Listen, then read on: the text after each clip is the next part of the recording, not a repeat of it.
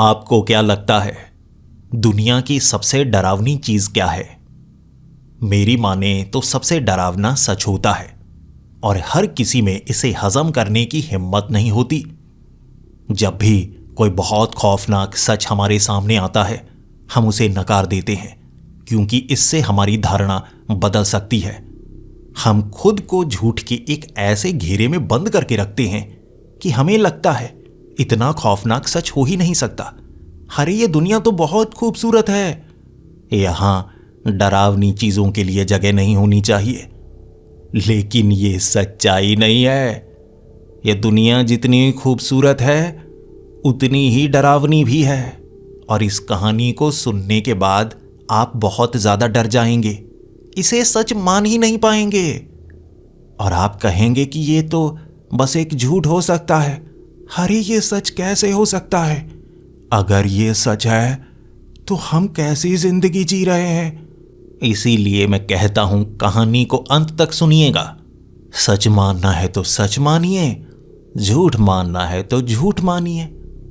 Hello दोस्तों, मेरा नाम अर्पित है और मैं उत्तर प्रदेश के शाहजहांपुर का रहने वाला हूं। मैं काम की तलाश कर रहा था और 2 सालों से अलग अलग काम करके मैं बहुत ज्यादा थक चुका था। मानसिक तौर पर मैं चाहता था कुछ बड़ा करूं। मैं गरीबी में पला बड़ा और बाकी की जिंदगी गरीबी में नहीं गुजारना चाहता था। मैं सोचता था किस तरह से कोशिश करूं कि गरीबी से खुद को बाहर निकाल पाऊं। तो कुछ जमा पूंजी से मैंने एक टपरी लगाई थी। काम अच्छा चलने लगा तो मेरी समझ में आया नौकरी से आप आगे नहीं बढ़ सकते, आपको अपना काम करना होगा। इसीलिए कुछ जमा पूंजी रखी मैंने और एक बंद पुरानी फैक्ट्री जहां पर बर्फ का काम होता था उसे खरीदने की ख्वाहिश थी मेरी। और इतने पैसे मेरे पास हो चुके थे कि अब मैं उस जमीन को खरीद सकता था। वो फैक्ट्री तो पिछले 3 सालों से बंद पड़ी थी और उसे देखने के लिए मैं यहां पर आया हुआ। वक्त शाम का हो गया था क्योंकि मुझे सफर दूर से करके आना था। यहां पहुंचने के बाद फैक्ट्री का मालिक मुझसे मिला और सारी बात हो गई। वो तो उसी समय मुझे फैक्ट्री की चाबी पकड़ा रहा था और मैंने कहा जी रजिस्ट्री का काम तो अभी हुआ ही नहीं। उसने कहा कोई बात नहीं, मुझे तुम पर पूरा भरोसा है, ये लो चाबी लो। उसने मुझे फैक्ट्री की चाबी दी और मैंने फैक्ट्री का गेट दोबारा खोला। रात का वक्त हो चुका था और यहां मुझे जानने वाला कोई नहीं था। मैंने उस आदमी को कहा जी रुकने का कोई इंतजाम हो सकता है? उसने कहा नहीं, मैं खुद इस शहर का रहने वाला नहीं हूं और अभी निकलने वाला हूं। 3 दिन में दोबारा यहां वापस आऊंगा। रजिस्ट्री का काम तब हम करवा लेंगे और उसके बाद ये फैक्ट्री तुम्हारी। लेकिन चाबी मैंने अभी तुम्हें दे दी है, तुम खुद ही देख लो। उसने ये तो कह दिया था कि मैं खुद ही देख लूं, लेकिन मैं करूं क्या? रात गुजारूं तो गुजारूं कैसे? वक्त रात के 8 बजे का हो गया था और आसपास मुझे कोई होटल मिलने वाला नहीं था। मैं तो बस के सहारे यहां पहुंचा था और अब रात को बस मिलने वाली नहीं थी, तो मैं क्या करता? अब उस आदमी ने यह भी कहा था कि यह फैक्ट्री के बिल्कुल साथ एक कब्रिस्तान है। लोग बेवजह कहानियां सुनाते रहते हैं, इसीलिए वो फैक्ट्री को थोड़ा सस्ते में बेच रहा था। कब्रिस्तान के बिल्कुल करीब फैक्ट्री होने के कारण कोई उस फैक्ट्री को खरीदना नहीं चाहता था। लोग इसे अशुभ मानते हैं, लेकिन मैं इस पर बिल्कुल भी यकीन नहीं करता। अब मेरे पास कोई और रास्ता नहीं बचा था, मुझे इस फैक्ट्री में ही रुकना था। मुझे लगा यहां कोई कमरा नहीं होगा, लेकिन मैं गलत था। फैक्ट्री में रहने के लिए भी कई कमरे बने हुए, भले ही उसकी सफाई नहीं हुई थी, लेकिन कम से कम रहने के लिए कुछ तो मिला। जब उस कमरे में थोड़ी मिट्टी को हटाया मैंने, खिड़की खोली तो खिड़की से ठंडी ठंडी हवा कमरे के अंदर आने लगी। मच्छर बिल्कुल भी नहीं थे तो आराम से सोया जा सकता था। अरे रात ही तो गुजारनी है, सुबह में लगभग 6-7 बजे यहां से निकल जाऊंगा। ये सोचकर मैं उस खटिया के ऊपर लेट चुका था। खिड़की से आ रही वो ठंडी ठंडी हवा ऐसे लग रही थी जैसे मैं पहाड़ों में बैठा हूं और मुझे ये सबसे ज्यादा अच्छा लगता है। लेकिन जब मैंने खिड़की से बाहर झांका मुझे कुछ कब्रें नजर आईं। बिल्कुल साथ में था वो कब्रिस्तान। मैं भूत प्रेत पर यकीन नहीं करता, लेकिन रात के वक्त अगर आप किसी एक ऐसे खाली कमरे में हैं जहां आपके साथ कोई और मौजूद नहीं है और साथ में आपको कब्रें नजर आने लगे साथ वाले कब्रिस्तान की, तो आपको डर तो लगेगा। मैं भी थोड़ा सा डरा, लेकिन इतना ज़्यादा थक चुका था, मुझे थोड़ी थोड़ी नींद आने लगी थी। और मैंने सोचा अगर मैं सो ही जाऊंगा तो डर नहीं लगेगा। और जब नींद हावी होने लगती है ना, सब कुछ दूर हो जाता है। जब दिमाग बहुत ज़्यादा चिंतित होता है तो शरीर उसे आराम देता है, उसे हम नींद कहते हैं। आंखों में नींद भरने लगी थी और धीरे धीरे करवट लेते हुए मेरी आंख कब लग गई मुझे पता ही नहीं चला। अगली सुबह जब मेरी नींद खुली, मैंने छत को देखा। अरे छत कितनी साफ है, पंखा भी लगा हुआ है, अरे सामने टीवी भी लगा है।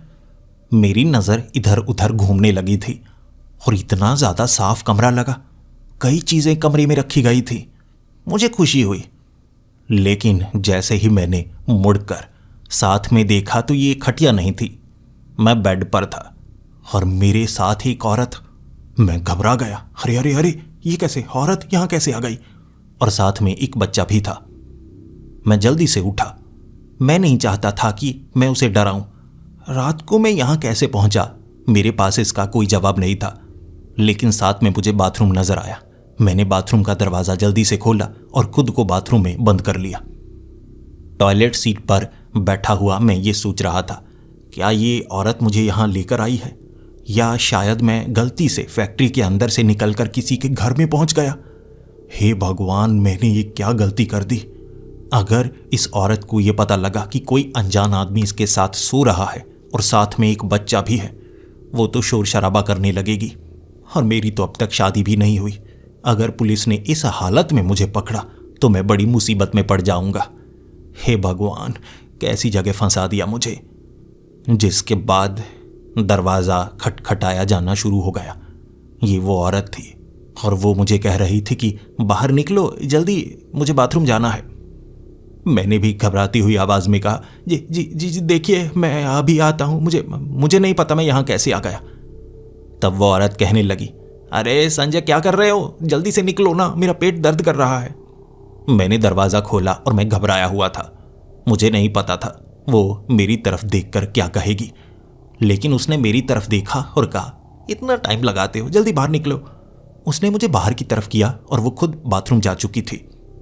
मैं सोचे जा रहा, वो डरी नहीं, वो घबराई नहीं, उसे ऐसा नहीं लगा ये कोई अनजान आदमी क्या कर रहा है यहाँ पर। मैं बेड पर बैठा बैठा ये सोचे जा रहा था, और जब वो औरत अपने बाथरूम से बाहर निकली तो मेरी तरफ देखकर कहने लगी, क्या हुआ, इस तरह से घूर क्यों रहे हो? जल्दी से कपड़े बदल लो ना, काम पर नहीं जाना है। आज वैसे भी तुमने देर कर दी है। वो ऐसे दिखा रही थी जैसे मुझे जानती हो, लेकिन मैंने उसे अपनी जिंदगी में पहले कभी नहीं देखा था। और उसके बाद वो बच्चा भी उठ चुका था जो मेरी पीठ पर चढ़कर खेलने लगा था। वो मुझे पापा पापा कह रहा था और मैं हैरान। मैंने उसे धक्का नहीं दिया, बल्कि मुझे बच्चे बहुत ज़्यादा पसंद हैं। मैंने उसे उठाया और फिर उससे पूछा, तुम मुझे पापा क्यों कह रहे हो? और उसने कहा, तुम मेरे पापा हो। मैं सोच में पड़ा हुआ, मैं तुम्हारा पापा नहीं हूं। उसने चीखना शुरू कर दिया, मम्मी पापा खेल नहीं रहे, देखो परेशान कर रहे हैं। तब वो औरत कहने लगी, आप सुबह सुबह 5-10 मिनट खेल लिया करो ना, पूरा दिन काम पर रहते हो, शाम के वक्त वापस आते हो, तब तक ये थका हुआ होता है, खेल नहीं पाता है। कितनी बार कहा सुबह सुबह थोड़ा खेल लिया करो। वो औरत ऐसे दिखा रही थी जैसे मुझे जानती हो, लेकिन ना मैं उस औरत को जानता था ना उस बच्चे को जानता था। मैं फिर से बाथरूम में गया।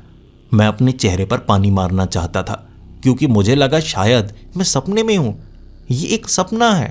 रात को मैं फैक्ट्री में सोया और सुबह यहाँ उठा, मुझे लगता है ये सपना है।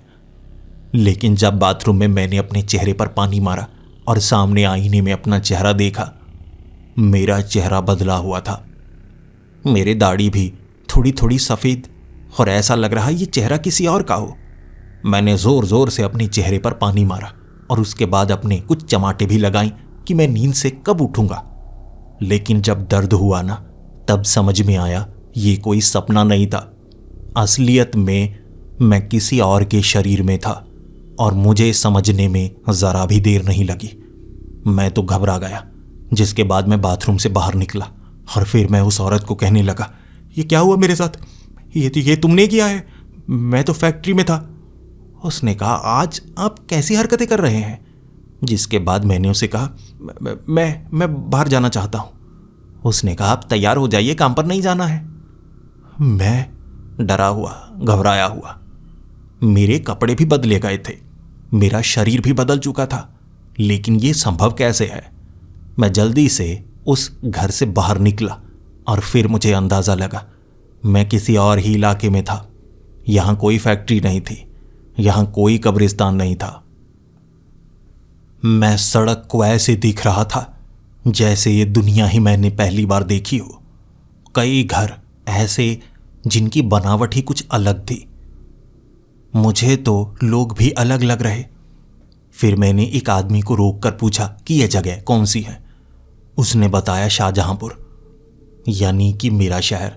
लेकिन मैं अपने शहर में वापस कैसे आ गया? मेरी समझ से सब कुछ बाहर था। फिर मैं थोड़ा सा आगे की तरफ भागा और मेरे पीछे कुछ कुत्ते पड़ गए, क्योंकि मैंने रात को सोने के लिए जो कपड़े पहने जाते हैं वही कपड़े पहने हुए। शायद नाड़ा खुला था जो नीचे की तरफ लटक रहा और कुत्ते मेरे पीछे पड़ चुके और कुछ लोग मुझ पर हंसने लगे। फिर मैंने खुद को संभाला और मुझे लगा मुझे उसी घर में वापस जाना चाहिए, उसी औरत से पूछना चाहिए मैं उस घर में कैसे आया, मेरे साथ हुआ क्या है। मैं धीरे धीरे चलता हुआ उसी घर में वापस गया और उसके बाद उस औरत से पूछने लगा, देखिए मेरा नाम क्या है? और वो औरत हैरानीजनक तरीके से मेरी तरफ देख रही। आज आप कैसी हरकतें कर रहे हैं? आप मुझे जी कहकर क्यों बोल रहे हैं? हमेशा आप साधना साधना कहते हैं, आज आपको हुआ क्या है? मैंने कहा, देखिए मेरे साथ कुछ हुआ है जी, मैं आपका पति नहीं हूं। और फिर वो औरत बहुत गुस्से में, देखो मजाक करना बंद करो ना, सुबह सुबह कैसा मजाक कर रहे हो, मुझे डर लग रहा है। मैं उस औरत को डराना नहीं चाहता था और उस औरत ने जब मुझे ये धमकी दी कि मैं पुलिस को बुला लूंगी, आप ऐसा मत करिए, मैं समझ गया मैं बड़ी मुसीबत में पड़ सकता हूं। मैंने कुछ नहीं किया है और इस औरत को भी कुछ नहीं पता है। मेरे साथ कुछ तो ऐसा हुआ जिस कारण मैं इस शरीर में आ गया। मेरा तो पूरा शरीर बदला हुआ है। फिर मैंने सुबह सुबह नाश्ता किया।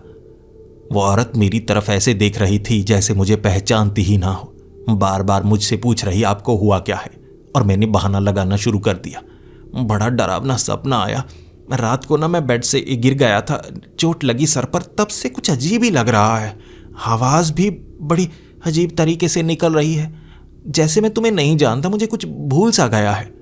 फिर उस औरत को मैंने अपनी बातों में फंसाया और इतने में दोपहर हो चुकी थी। उसने ऑफिस में बात कर ली कि आज मैं ऑफिस नहीं जाऊंगा और मुझे ये समझने में समय मिल गया। और फिर मैं सोच रहा, अगर ऐसा हुआ है तो मुझे अपने शरीर में वापस जाना होगा, और ऐसा मैं कैसे करूंगा? और सबसे बड़ी मुसीबत खड़ी हो गई। वो औरत ने अपने भाई बुला लिए थे और वो चाहती थी कि मैं डॉक्टर के पास जाऊं, जबकि मैं इस शरीर के साथ क्या हुआ है वो समझना चाहता था, लेकिन मैं हालात को बदतर नहीं करना चाहता था। तो जैसा उसके भाइयों ने किया वैसा ही मैंने किया। वो मुझे एक डॉक्टर के पास लेकर गए। डॉक्टर ने मुझसे सवाल पूछे, मेरे सर पर चोट कैसे लगी? मैंने बहाना लगाया कि मैं बेड से गिरा। उसके बाद से ऐसा लग रहा है जैसे सब कुछ मैंने नया नया सा देखा है। मैं इस जगह का नहीं हूं, मेरा नाम अलग है, मुझे ऐसा लग रहा है। और डॉक्टर ने कुछ दवाइयां दी। गलती से मैंने एक दवाई ऐसी खाई जो नींद की गोली थी, और दोपहर को मैं सोया, रात को 8 बजे उठा। जब मैं उठा वो औरत पूछ रही थी, अब आप कैसे हैं? ठीक लग रहा है? सब कुछ याद आ रहा है? और मैंने बहाना लगाया, हाँ हाँ, लेकिन मुझे एक डॉक्टर के पास जाना होगा, वो डॉक्टर मुझे दवाई दे सकते हैं। मैं यहां से निकलकर वापस उसी फैक्ट्री में जाना चाहता था। मैं सब कुछ समझना चाहता था, लेकिन उस औरत ने कहा, नहीं, इस समय मैं जाने नहीं दूंगी, इस समय नहीं जा सकते, आपको चोट लग गई तो। उसकी बात मुझे माननी पड़ी और मैं बेड पर लेटा रहा। मुझे था कि सुबह सुबह मैं जाऊंगा और सुबह मैं उसे मना ही लूंगा। उस रात फिर से मुझे नींद की दवाई दी गई थी। मेरी वो बीवी थी, इसीलिए वो झगड़ा करके मुझे खिलाना चाहती, लेकिन मैं उसका पति नहीं था। मैं उसे कैसे समझाता? मुझे झूठ बोलना पड़ रहा, लेकिन दवाई उसने खिला दी। और आधे घंटे में इतना बुरा हाल कि मेरी आंखें खुल ही नहीं रहीं। नींद मुझ पर हावी होने लगी और जिसके बाद मैं सोच कर सोया था कि सुबह उठकर सबसे पहले मैं फैक्ट्री जाऊंगा। लेकिन मुझे अंदाजा नहीं था सुबह उठते ही मेरे साथ ये सब होगा। मेरी सुबह नींद खुली, मुझे आसमान नजर आ रहा था। मैंने इधर उधर मुड़कर देखा, मुझे कुछ दीवारें नजर आईं। जब मैं उठा वो पुरानी सी दीवारें थीं और आसपास काफ़ी ज़्यादा कबाड़ पड़ा। मुझे गत्ते का एक बड़ा सा डिब्बा मिला। वहाँ खाने के भरे हुए कुछ बर्तन थे। मैं हैरान और परेशान। जब मैंने अपना शरीर देखा ना, मेरे शरीर पर अलग कपड़े, और मुझे एहसास हो गया मेरी बाजुएं ज़्यादा काली क्यों लग रही हैं, मेरी चमड़ी भी बूढ़ी बूढ़ी सी क्यों लग रही है। वहाँ आसपास कोई आईना नहीं था। जब मैं उस गली से बाहर निकला तब तक मुझे अंदाज़ा लग चुका था मैं किसी और शरीर में हूँ और ये शरीर किसी भिखारी का है। जैसे लोग मुझसे दूरी बना रहे थे उससे मुझे ये अंदाज़ा हो गया। और एक जगह रुके हुए पानी में मैंने अपना चेहरा देखा। दाढ़ी बहुत ज़्यादा बड़ी हुई थी, रंग काला सा था। मेरे पास एक थैला था। मैंने वो थैला भी अपने पास रखा हुआ और ये साफ था या तो मैं कबाड़ी वाला हूँ या कोई भिखारी हूँ। लेकिन फिर से मेरा शरीर बदल चुका है और मेरे रोंगटे खड़े हो गए। मेरे साथ क्या चल रहा है, ये क्या हो रहा है। मुझे बहुत ज़्यादा भूख लग रही थी। इससे मुझे ये अंदाज़ा लगा शायद एक आध दिन से मैंने कुछ नहीं खाया है और मैंने वो साफ पानी ही पिया जो एक खड्डे में शायद बारिश का पानी होगा। उससे प्यास बुझी, भूख लगी थी तो कुछ भी खाने का मन कर रहा। मुझे तो वो पेड़ की कुछ पत्तियां भी बहुत ज़्यादा स्वादिष्ट लगी। अब मैं बहुत समय तक रोया, लेकिन मुझे लगा अगर मैं इस शरीर में फंस गया तो मुझे मेरा शरीर वापस चाहिए और इसके लिए मुझे मेरे घर जाना होगा। लेकिन मैं घर तक पहुंचूं तो पहुंचूं कैसे। मैंने कुछ लोगों से पूछा तो इतना अंदाज़ा लग गया ये मेरा ही शहर था। अब मुझे अपने घर तक जाना था। ना तो मुझे कोई ऑटो वाला बिठा रहा क्योंकि मेरे पास पैसे नहीं थे, ना मैं बस के सहारे जा सकता था। मेरे पास एक ही रास्ता बचा था चलकर जाने का और मैं चलकर दोपहर तक अपने घर तक पहुंचा। लेकिन जब मैं घर के आगे खड़ा था आस पड़ोस वाले झांकने लगे। मैंने सर हिलाया लेकिन उन्होंने कोई जवाब नहीं दिया, बल्कि आपस में ऐसे बातें कर रहे थे जैसे मैं कोई चोर हूं जो अपने घर के अंदर घुसने की कोशिश कर रहा है। मेरे पास मेरे घर की चाबी नहीं थी। मैंने घर के अंदर झांका तो कुछ लोगों ने मुझे पकड़ने की कोशिश की। मैंने उन्हें बताया मैं अर्पित हूं, लेकिन वो मुझे पीटना चाहते थे तो मुझे उस जगह से बड़ी तेजी से भागना पड़ा। वो पुलिस को बुलाने वाले थे, वो मुझे चोर समझ रहे थे। और फिर मैं एक गली में छुपकर बहुत ज़्यादा रोया था। फिर मैं ये सोच रहा कि मैं इस मुसीबत से बाहर निकलूं तो निकलूं कैसे। मुझे लगता है कब्रिस्तान के पास की उस फैक्ट्री में मुझे सोना नहीं चाहिए था। मैं वहाँ पर सोया, इसी कारण ये मुसीबत आई है। मुझे अब उसी फैक्ट्री तक पहुँचना होगा, कब्रिस्तान के पास। वहाँ शायद मेरा शरीर हो। मैं वहीं पर सोया था ना, मैं वहाँ जाऊँगा, उसके बाद सब कुछ ठीक हो जाएगा। लेकिन यहाँ से वहाँ तक पहुँचना मेरे लिए बहुत मुश्किल काम था। वो फैक्ट्री बहुत दूर है। लेकिन अगर मैं भिखारी था तो भीख मांग सकता था। पैर पकड़े मैंने भीख मांगी।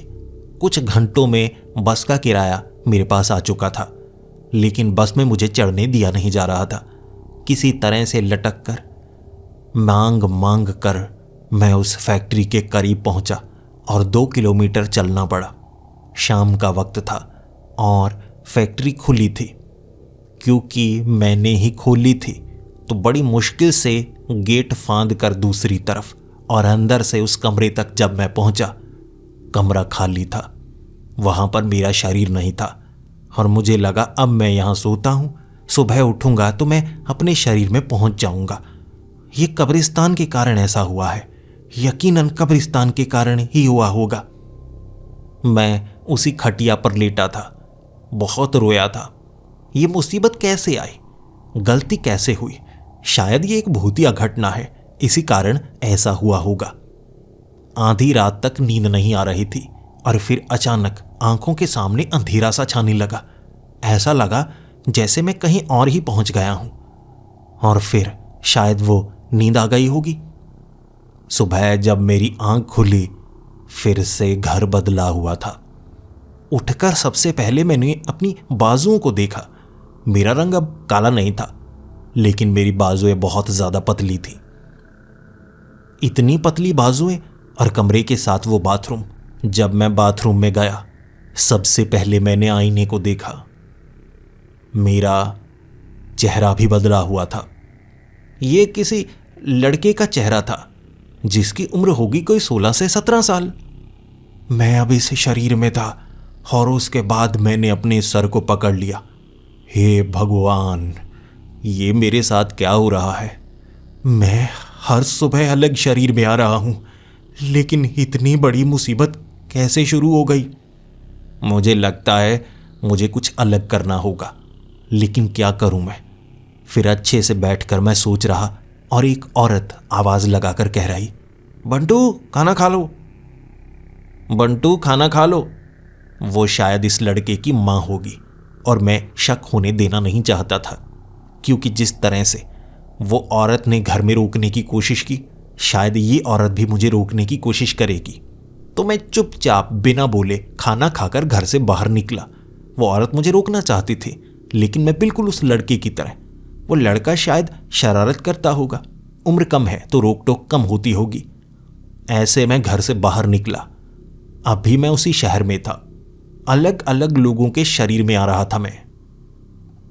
फिर एक पेड़ के नीचे बैठ चुका था मैं और सोच रहा मुझे आगे क्या करना चाहिए, कौन मेरी मदद कर सकता है। अगर मैं दोबारा अपने शरीर के पास गया तो मुझे मेरा शरीर मिलेगा नहीं। वो फैक्ट्री में शायद वो भिखारी का शरीर हो या कुछ और हो, लेकिन क्या मैं शरीर बदल रहा हूं और जिसके शरीर में मैं आता हूं वो जिंदा तो रहता है? मुझे इस बात का पता करना था। तो मैं उस घर में पहुंचा जहां पर वो आदमी के शरीर में आया था मैं। दरवाज़ा खटखटाया मैंने और फिर पूछा, अरे संजय अंकल हैं? और वो औरत मुझे कहने लगी, हाँ वो थोड़ा बीमार है, तुम कौन? मैंने कहा, जी एक अंकल आए थे, उन्होंने मुझे कुछ कहने को भेजा है, काम की बात है कोई। फिर मैं उस आदमी से मिला, कुछ बातें की। उसे कुछ याद नहीं था कि परसों उसके साथ क्या हुआ। वो कह रहा था मेरी बीवी ने कुछ कहा, मुझे तो उस दिन का कुछ भी याद नहीं। वो शायद भूल चुका था, क्योंकि मैं उसके शरीर में था। फिर मैं भिखारी के शरीर में आया और शायद वो फैक्ट्री में हो और अब तक निकल चुका हो और उसे ढूंढने में मुझे परेशानी होगी। लेकिन फिर भी मैं उस जगह पहुंचा जहां मेरी नींद खुली थी। वो भिखारी आसपास मंडरा रहा। मैंने कुछ रुपए उसे दिए और उसके बाद उससे जवाब मांगे। उसे कुछ याद नहीं था कि कल पूरा दिन क्या हुआ। वो कहता था कि मुझे तो दिन के बारे में पता भी नहीं रहता, कल जैसा था आज भी वैसा है। यानी जिनके शरीर में मैं आता हूं वो दिन उनके लिए गायब हो जाता है। लेकिन मेरा असली शरीर कहाँ है? मुझे मेरा शरीर चाहिए था और मैं एक एक करके अलग अलग शरीरों में क्यों आ रहा हूं, मुझे ये जवाब चाहिए था। और दोपहर तक मुझे इतना पता लग गया, कोई आम इंसान मेरी मदद नहीं कर सकता। मुझे किसी बाबा, कोई तांत्रिक जो कब्रिस्तान शमशान के बारे में जानता हो, उससे मिलना चाहिए। मैं उसके बाद एक तांत्रिक को ढूंढने लगा था। लोगों से मैं पूछ रहा, क्योंकि मेरी उम्र कम थी तो कोई भी मुझ पर यकीन नहीं कर रहा। सबको लग रहा था कि मैं उनके साथ मजाक कर रहा हूं और मुझे कोई जानने पहचानने वाला भी नहीं था। इसीलिए ये काम भी मुझे अकेले ही करना पड़ रहा। वो लड़के के पर्स में कोई 300-350 रुपए थे, तो मैं इसी का इस्तेमाल कर सकता था, ज़्यादा कहीं से ले नहीं सकता था।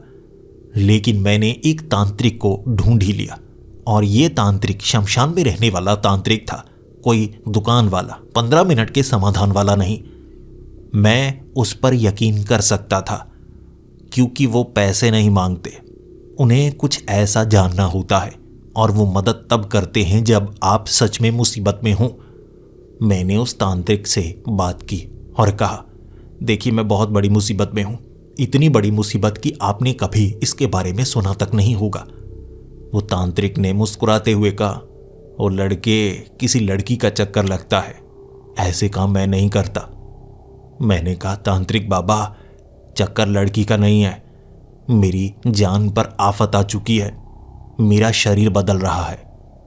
तांत्रिक बाबा मुस्कुराते हुए कहने लगे, अभी तेरी उम्र बहुत कम है, तू मजाक मत कर, तेरा शरीर तो बदलेगा ही। मैंने कहा, तांत्रिक बाबा ऐसा नहीं है, हर सुबह जब मैं उठता हूं किसी और के शरीर में होता हूं।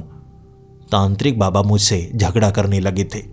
वो ये समझ रहे थे कि मैं शायद उनके साथ मजाक कर रहा हूं। मैंने तांत्रिक बाबा के पैर पकड़े।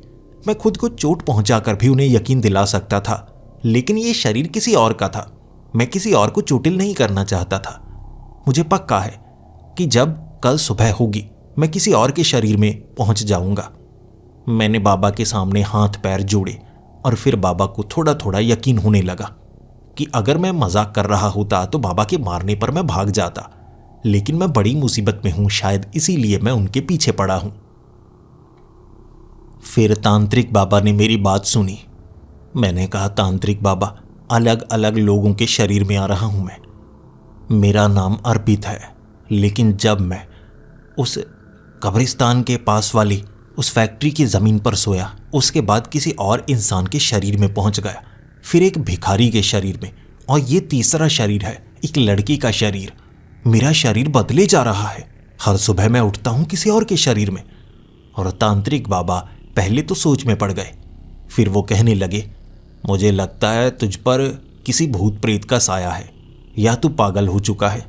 चल, दोनों ही तरह से मैं जान सकता हूं। मैं तुझ पर झाड़ फूक करने की कोशिश करता हूं। अगर झाड़ फूक से तेरे ऊपर कोई ऐसा साया है, मैं उसे उतारने की कोशिश करूंगा तो मेरी समझ में आ जाएगा।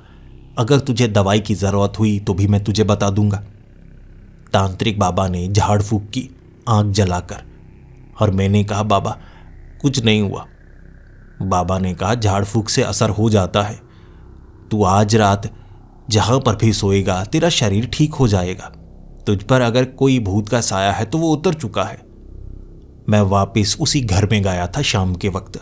मैं नहीं चाहता था उस लड़के को कोई मुसीबत हो। उसी के बेड पर सोऊंगा और शायद मैं वापस अपने शरीर में पहुंच जाऊं और वो लड़का भी अपने घर में रहे। बस एक दिन का उसे याद नहीं होगा और पैसे किसी न किसी तरह से 200-300 रुपए उसे भिजवा दूंगा अगर सब कुछ ठीक हो गया तो। उस रात सोते वक्त थोड़ा सा खुश था कि तांत्रिक बाबा ने मेरी मदद कर दी है। अगली सुबह जब मेरी आंख खुली थी, फिर से मेरा शरीर बदला हुआ था। मुझे उठने में बहुत परेशानी हो रही, पीठ में दर्द हो रहा था। मैं एक बुजुर्ग के शरीर में था जिसे चलने में परेशानी होती थी, और सुबह सुबह मैं घर से बाहर निकलना चाहता था, तांत्रिक बाबा से मिलना चाहता था, लेकिन परिवार वाले रोकने लगे।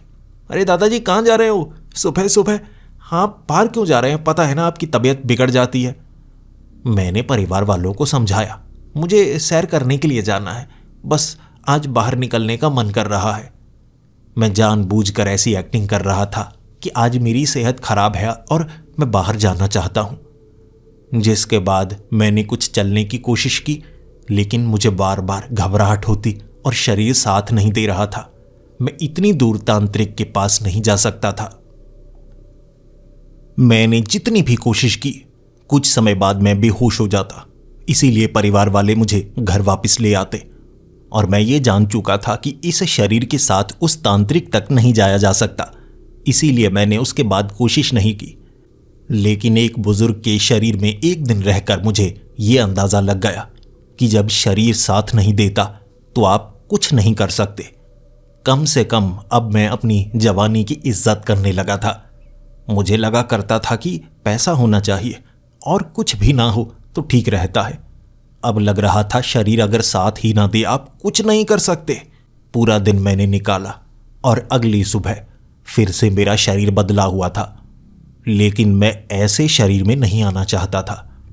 एक बच्चे का शरीर, और इतना छोटा बच्चा कि मैं उस शरीर को हिलाकर इतनी दूर तक उस तांत्रिक के पास जा नहीं सकता था। मेरा शरीर 6 साल के बच्चे का था, इसीलिए मैं उस औरत को छोड़ नहीं सकता था जो उसकी माँ थी। ऐसे बच्चे को तांत्रिक तक पहुंचाऊंगा तो बड़ी मुसीबत में पड़ सकता हूं। वो दिन भी मैंने ऐसे ही गुजारा और अगले दिन मैं एक लड़की के शरीर में था जो हॉस्टल में रहती थी, और वहां से भी मेरे लिए निकलना एक बड़ी मुसीबत थी। मैं उस लड़की को किसी बड़ी मुसीबत में डाल नहीं सकता था, खास तौर पर उस तांत्रिक पर ऐसा भरोसा भी नहीं किया जा सकता था। अगर उसने उस लड़की के साथ कोई ज़बरदस्ती की या उसे बेहोश किया और दिन ऐसे निकला, उसे पता होगा कि शरीर बदल जाएगा और वो उस लड़की के साथ अगर कुछ बुरा कर गया तो उसका जिम्मेदार मैं रहूँगा। तो वो पूरा दिन भी मैंने ऐसे निकाला, और अगले दिन जब मैं एक आदमी के शरीर में था तो सुबह सुबह ही घर से मैं निकला और उस तांत्रिक के पास पहुंचते ही मैंने कहा, देखिए मैं अर्पित, आपका झाड़ फूक से कोई असर नहीं हुआ मुझ पर। तांत्रिक बड़ा हैरान और कहने लगा, इतने समय बाद आए हो? मैंने तांत्रिक को समझाया, बुजुर्ग के शरीर में यहां तक आना असंभव था, बच्चे के शरीर में यहां पर आ नहीं सकता था, और लड़की के शरीर में मैं खुद आना नहीं चाहता था। मेरी बात समझने की कोशिश करिए, मेरा शरीर हर सुबह बदल रहा है, मैं बहुत बड़ी मुसीबत में हूं, मुझे उस मुसीबत से बाहर निकालिए, कुछ तो करिए। फिर उस तांत्रिक ने कहा, मुझे लगता है ये एक बहुत बड़ी मुसीबत आ चुकी है। आखिर ऐसा मैंने भी पहले कभी नहीं देखा, क्या हो रहा है? फिर उस तांत्रिक ने मुझे उसी कब्रिस्तान तक पहुंचाया। उस कब्रिस्तान में उसने झाड़ फूक की, उतारा किया, जादू टोना किया। फिर वो मुझे कहने लगा, यहां कोई ऐसी ताकत नहीं है जो तुम्हें इस तरह से किसी और के शरीर में कैद कर सके। तुम्हारा असली शरीर कहां है किसी को नहीं पता, और ना मैं पता लगा सकता हूं। इसका जवाब शायद तुम्हें खुद ढूंढना होगा। अगली बार जब तुम किसी और शरीर में रहोगे तब भी हम कोशिश कर सकते हैं, लेकिन इस शरीर से मैं कुछ पता नहीं लगा पा रहा हूं। अपनी तरफ से कहूं तो मेरे पास इसका कोई जवाब नहीं है, तुम जवाब ढूंढो। पूरा दिन मैंने तांत्रिक के साथ बिताया था, और रात होने से पहले जहां से मैं आया था उसी घर में वापस चला गया। मैं उस आदमी को कोई मुसीबत में डालना नहीं चाहता था। और उसके अगले दिन मैं एक ऐसी जगह पर था कि मुझे खुद हैरानी हो रही। ये एक झोंपड़ा था, इलाका तालाब वाला, सामान वहां पर सारा पड़ा था, लेकिन हर तरफ पानी ही पानी, और मुझे तैरना नहीं आता था, भले ही उस आदमी को आता हो। वहां कोई नाव नहीं थी, तो मैं उस झोंपड़े से बाहर निकलकर कहीं और कैसे जाता, ये मेरे लिए बड़ी मुसीबत थी। इसीलिए वो दिन मुझे झोंपड़े में बिताना पड़ा। मैंने तैरने की कोशिश की, मैं डूबने वाला था, किसी तरह से बचा, और तब मुझे एक सबक मिला कि अगर मैं किसी और के शरीर में मरा, हो सकता है वो इंसान तो मरे, मैं भी मारा जाऊं। इसीलिए ऐसा कुछ नहीं करना है जिससे मेरी जान जाए, मुझे कुछ ऐसा करना है जिससे मैं अपने शरीर में वापस आ जाऊं, और ये हर दिन जो मेरा शरीर बदल रहा है ये बंद हो जाए। और इसके लिए मुझे जवाब किससे मिलेगा? और पहली बार मैं किसी ऐसी जगह पर था जो मेरी सोच से परे। ऐसी जगह कौन रहना चाहेगा? झील के बीच बना हुआ ये झोंपड़ा, और दूर दूर तक ऐसा इलाका जहां पर कोई हो ही नहीं सकता। और ये शाहजहांपुर के आसपास का इलाका नहीं लगता, ये भारत के पास का ही इलाका है या कहीं और का। मैंने अपने चेहरे की बनावट देखनी चाहिए। मुझे अपनी जो बनावट थी वो देसी ही लगी। यानी आप चेहरे की बनावट से बता सकते हैं कि आप किस इलाके के हैं, भारत के हैं या किसी और जगह के। ये शरीर भी मुझे अपना अपना सा लगा, लेकिन रंग थोड़ा काला था। मैंने सोचा जहां धूप ज़्यादा पड़ती है, शायद मैं साउथ इंडिया में कहीं हूँ, हो सकता है केरल के कई इलाकों में ऐसी झील पाई जाती हैं, तमिलनाडु में भी पाई जाती हैं। और पहली बार मुझे मेरा शरीर ऐसा मिला जो किसी और राज्य में है। अब अगर ऐसे होने लगा फिर तो मुझे नहीं लगता मैं इसके बारे में पता लगा पाऊंगा, और शायद पूरी जिंदगी मुझे शरीर बदलते हुए महसूस होंगे। दूसरों के जीवन को जीना, क्या यही मेरी जिंदगी रह जाएगी? उस दिन मैं अपनी सारी गलतियां याद करने लगा था। मैंने अपनी जिंदगी में क्या क्या किया है। माना मैंने कुछ लोगों को धोखा दिया, लेकिन इतना बड़ा धोखा भी नहीं दिया कि जिससे उनकी ज़िंदगी खराब हो जाए। धोखा ऐसे कि नौकरी को पाने के लिए अपने दोस्त को झूठ बोलना कि वहाँ पर इंटरव्यू नहीं हो रही है, या अपने एक दोस्त से उधार लेकर उसे मैंने पैसे वापस नहीं किए थे। 100 रुपये ही थे और उसे ज़्यादा दुख भी नहीं लगा। उसने भी कई बार मुझसे उधार लिया था। ऐसे छोटे मोटे काम जो मैंने अपनी ज़िंदगी में किए, मुझे उसका पश्चाताप हो रहा था। शायद उस कारण ऐसा हुआ हो, शायद वो लड़की को मैंने बदतमीज़ी से बोला था, इसीलिए मेरे साथ ये सब हो रहा है। ये कैसा श्राप मिला है मुझे कि मेरी ज़िंदगी बदले जा रही है, शरीर बदले जा रहा है। अगली सुबह मुझे फिर से नया शरीर मिला था और इस बार मैं इस शरीर का इस्तेमाल करना चाहता था। तो उठते ही मुझे पूरा अंदाज़ा था कि ये नया शरीर है, लेकिन मुझे सबसे पहले ये पता लगाना है कि मैं कहाँ पर हूँ, मैं कौन हूँ। और जब मेरी नींद खुली थी ना, मुझे ये जगह पहचानी पहचानी सी लग रही। ये शमशान था। मैंने अपने शरीर को देखा तो मैं एक तांत्रिक के शरीर में था। ये कोई तांत्रिक या अघोरी का शरीर लग रहा। मैंने खुद को पहचानने के लिए सड़क पर जाकर देखा और सड़क की पहचान कर ली। पीछे मुड़कर देखा, यह वही शमशान था। मैं उसी तांत्रिक के शरीर में था। वही तांत्रिक जिसने मेरी मदद की, अब मैं उसके शरीर में पहुंच गया। क्या इसमें कोई संयोग हो सकता है, या वैसे ही रैंडम तरीके से मुझे शरीर मिल रहे हैं? लेकिन मैं शाहजहांपुर में ही था, इसीलिए मुझे लगा अपने घर जाकर ये पता लगाता हूँ मेरे घर में तो कोई नहीं, फैक्ट्री में तो कोई नहीं आया, मेरा शरीर मौजूद है या नहीं। अब मैं एक तांत्रिक के शरीर में था। कुछ समय तो मैं बहुत ज़्यादा निराश रहा, लेकिन फिर मुझे लगा शायद इससे मैं अपनी ज़िंदगी बदल सकता हूँ। मैं और तांत्रिकों से मिलूँगा जो इस तांत्रिक को जानते हों, उसके बाद काम बहुत ज़्यादा आसान हो जाएगा। मैंने ऐसा किया और तांत्रिक भी आसपास थे और कुछ अघोरी भी। मैं उनके पांव पड़ने लगा और वो इससे साफ समझ चुके थे कि ये तांत्रिक या तो पागल हो गया है या इसकी बातें सही हैं। मैंने अपने बारे में बताया और ये भी कहा मैंने इनसे मदद ली थी। मैं इनके शरीर में कैसे आ गया हूं मैं नहीं जानता, लेकिन कल सुबह मैं ये शरीर भी छोड़ दूंगा। उसके बाद मैंने उनसे मदद ली, लेकिन किसी को ये तक पता नहीं था कि मुझे किस तरह की बीमारी है, ये किस तरह का श्राप है, या अगर किसी ने ये वशीकरण वगैरह किया है, वो इसके बारे में जान ही नहीं पा रहे थे। जिसके बाद पूरा दिन इसी तरह से निकल गया और शाम होते होते मैं निराश हो चुका था। जब ये लोग समझ नहीं पा रहे तो मैं कैसे समझूंगा। लेकिन शाम के वक्त एक अघोरी ने कहा था, अगर तुम पुरानी किताबों से ढूंढना चाहते हो तो ढूंढ सकते हो। पुरानी किताबें, शिलालेख, शिलापट, उनमें प्राचीन काल के ऐसे किस्से बताए गए हैं जिसमें एक इंसान ने दूसरे के शरीर को धारण किया था। अगर तुम उन किस्सों से कुछ जान सकते हो तो जानने की कोशिश करो। प्राचीन धार्मिक किताबें, और मैं उन प्राचीन ग्रंथों में ढूंढना शुरू हो गया। किस्सों के बारे में तो बताया गया था, कैसे अलग अलग शरीर में कोई इंसान जा चुका है, लेकिन उसके बाद अपना शरीर कैसे मिलेगा ये किसी भी किस्से में बताया नहीं गया था। इसीलिए वो रात इसी तरह से निकली और मैं उसी शमशान में था और मुझे बस इंतज़ार था अगले दिन का। फिर से मैं उन किताबों में बार बार यहाँ आकर ढूंढने की कोशिश करूँगा। लेकिन एक मुसीबत है, मुझे किसी बच्चे का शरीर, किसी बच्ची या किसी औरत का शरीर नहीं मिलना चाहिए। फिर यहाँ आना मेरे लिए मुसीबत वाली बात होगी। बुज़ुर्ग के शरीर का इस्तेमाल भी मैं नहीं कर सकता। मुझे किसी मर्द का और किसी ऐसे का जो घर से बाहर निकल पाए, वही शरीर सही रहेगा।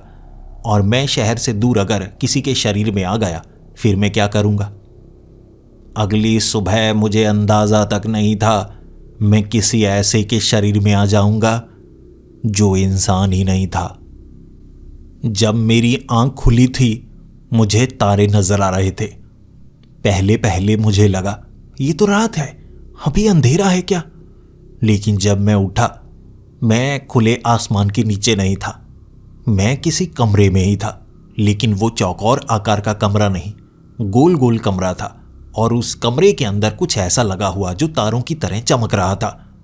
मैं घबरा गया और उसके बाद जब मैंने अपने शरीर का अंदाज़ा लगाना चाहा कि ये कैसा शरीर है, तो मेरा कद छोटा था, लेकिन ये किसी बच्चे का शरीर नहीं था। मैंने कपड़े नहीं पहने थे, मेरा नग्न शरीर, लेकिन इंसानी नहीं। वहां मैंने आईना ढूंढने की कोशिश की, लेकिन उस अंधेरे में आईना ढूंढा नहीं जा सकता था और मुझे ये तक पता नहीं था कि मैं इस कमरे से बाहर कैसे निकलूं। ये तो जैसे कोई गुफा है, चारों तरफ दीवारें ही दीवारें और अंधेरा ही अंधेरा। वो पत्थर थे जो दीवारों पर लगाए गए और वो नुकीले पत्थर थे। मुझे वो पत्थर चोटिल कर सकते थे और काफ़ी समय वहाँ बिताने के बाद मैं उस कमरे से बाहर निकलने का एक तरीका ढूंढ पाया। उन पत्थरों को छूने के बाद वहाँ से बाहर निकलने का रास्ता निकलता है, लेकिन खास पत्थर था जो ऐसा कर सकता था। ये जगह बड़ी हाईटेक थी, लेकिन देखने में बड़ी प्राचीन भी लग रही। और उसके बाद मैं टनल्स में पहुंचा। कैसी जगह थी मेरी समझ में नहीं आ रही। वो पत्थर नहीं थे, ईंटें नहीं थी, दीवारें ऐसे बनाई गई जैसे तकनीक ही अलग हो। चमकने वाले पत्थर थे या कोई हाईटेक लाइट्स थी वो, जिससे नजर आ रहा। और मैं अपना चेहरा देखना चाहता था, लेकिन मैंने जब बाकियों को देखा मुझे अंदाजा लग गया कि मैं किस शरीर में आया हूं। ये इंसानी शरीर नहीं था और ना ही ये किसी जानवर का शरीर था। ये किसी ऐसे का शरीर था जो मुझे धरती का वासी लगा ही नहीं। वो कई परग्रही थे। छोटा कद था उनका, सर थोड़े बड़े लग रहे थे। मुझे मेरे सर में दर्द महसूस होने लगा क्योंकि मुझे कई आवाज़ें सुनाई दे रही थीं। वो बोल नहीं रहे थे, लेकिन उसके बावजूद मुझे उनकी आवाज़ें सुनाई दे रहीं। फिर मैं उसी कमरे में दुबक चुका था। मुझे लगा मैं पकड़ा जाऊंगा और कुछ समय मैंने ये सोचा ही नहीं कि मैं भी उनकी तरह ही हूं। अब मुझे लगा कि कुछ मेरे शरीर के साथ इन परग्रहियों ने तो नहीं किया, जिस कारण मैं अलग अलग शरीर में आ रहा हूं। सुना है मैंने ये इंसानों को अगवा करते हैं और फिर अलग अलग शरीर में डाल देते होंगे, लेकिन इससे इनका क्या फायदा? क्या मुझे इनसे बात करनी चाहिए? क्या ये मुझे मार तो नहीं डालेंगे? मैं डरा वहीं बैठा दुबका रहा, लेकिन उसके बाद वो दरवाजे को उन्होंने खोला। 4 परग्रही थे सामने। मैंने बोलने की कोशिश की, लेकिन वो मेरी एक झलक से ही जैसे समझ चुके थे। मैं नहीं जानता कैसे, लेकिन वो दिमाग पढ़ सकते थे और मैं उनका दिमाग पढ़ सकता था। इसी कारण मुझे वो आवाज़ें सुनाई दे रहीं। मुझे वो भाषा समझ में नहीं आ रही, लेकिन दृश्य मुझे मेरी आंखों के सामने अपने आप बदलते हुए दिख रहे। फिर उन्होंने मुझे पकड़ लिया था और वहीं पर मुझे बांध दिया था। अब मुझे लग रहा था मुझे मेरे सवालों के जवाब मिल चुके हैं और शायद मुझे मौत भी मिले। क्या मुझे छोड़ दिया जाएगा? मैंने उनके बारे में जान लिया है, लेकिन सिर्फ उन्हें देखा ही तो है। मैं कई तरह के कयास लगा रहा, लेकिन मुझे मेरे सवालों के जवाब मिलने वाले थे। 1 घंटा मैंने इंतजार किया होगा और वहां पर बिल्कुल मेरे जैसा दिखने वाला कोई परग्रही पहुंचा और सामने वो खड़ा हो गया। मुझसे बिना बोले वो बात कर रहा था। उसने मेरी भाषा में मुझसे बात की। मुझे कोई दृश्य नहीं दिखा, बल्कि साफ साफ शब्द मेरे दिमाग में घूमते हुए दिख रहे थे। तुम यहां कैसे आए? मैंने जवाब दिया, मुझे नहीं पता, मुझे नहीं पता। मैं ये बोलने की कोशिश कर रहा था, लेकिन वो मुंह से ये शब्द निकल नहीं रहे, लेकिन मैं सोच रहा तो उसे सुनाई दे रहा। फिर उसने कहा, तुम बड़े कमाल के हो। तुम हमारे ही जैसे के शरीर में आ गए, लेकिन ये तुमने कैसे किया? मैंने कहा, मुझे नहीं पता, मैं कुछ नहीं जानता। और फिर उसके जैसे एक एक करके मेरे सामने आते रहे, मुझसे सवाल पूछते रहे और मैंने हर बार उन्हें यही जवाब दिया, मेरे साथ कुछ हो रहा है, मैं अलग अलग शरीर में जा रहा हूं, ये तुमने किया होगा, मुझे माफ कर दो, मुझे छोड़ दो। हर किसी के सामने मैंने बस यही कहा, क्योंकि वो दिमाग पढ़ सकते थे, इसीलिए मुझ पर वो भरोसा कर रहे, वो जान पा रहे थे। और फिर मुझे आज़ाद किया गया, लेकिन मैं उस कमरे से बाहर निकल नहीं सकता था। लंबा समय बीत चुका था। फिर उनके जैसा वो परग्रही मेरे सामने बैठा और फिर उसने कहा, तुम्हें अब ये जानना होगा कि तुम्हारे साथ क्या हो रहा है। शुरू में तुम्हें लगा कि तुम्हारे साथ कोई अजीब घटना हुई है, फिर तुम्हें लगा कब्रिस्तान के कारण ऐसा हुआ होगा। अब तुम्हें ऐसा लग रहा होगा कि हमने तुम्हारे साथ ये सब किया है। लेकिन तुम्हें मैं सच बताना चाहूंगा, इसमें ना हमारा हाथ है, ना ये कोई पारलौकिक घटना है, बल्कि ये एक तरह का ग्लिच है। मैंने उससे पूछा, इसका मतलब क्या है? मैं जानना चाहता हूं मेरे साथ क्या हुआ है और मैं ठीक कैसे हो पाऊंगा। उसने कहा, तुम कल से ठीक हो जाओगे। ये अच्छी बात है कि हमें पता है इसे ठीक कैसे किया जा सकता है। भले ही तुम इंसानों को अभी तक इसके बारे में नहीं पता लगा है, लेकिन जो जो मैं बताऊंगा उसे खुद तक सीमित रखना, वरना तुम्हारे जैसे इंसान तुम्हें पागल समझेंगे। कई बार उन्हें ये जानकारी दी जा चुकी है, लेकिन वो सच को कभी मानते ही नहीं। फिर उसने मुझे जो जो बताया, मेरी आंखें खुल गईं। मुझे साफ दिखने लगा, क्योंकि उसके द्वारा सिर्फ बताया ही नहीं जा रहा था, मुझे दिखाया जा रहा था। मैं उसका मन पढ़ सकता था। मुझ में वो ताकत थी इस शरीर के कारण।